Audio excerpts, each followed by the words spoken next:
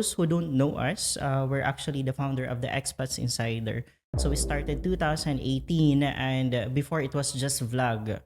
But the problem for us, we don't really want to show our faces in the camera.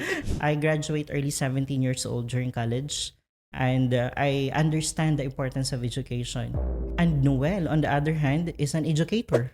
He is actually a licensed teacher back in the Philippines. That the business that we open is purely Filipino owned with my business partner, and that's the good avenue that Dubai have done, the UAE have done for the expat community, because you can open now business without a local partner. Certificate that you will receive is a different certification from what they offer actually in reality. And then I saw the people, they're not having their visas, they're not having their benefits. And it pushed me because I'm an HR. And I told myself, if I'm about to create my own company, I want to make it sure that everyone is happy.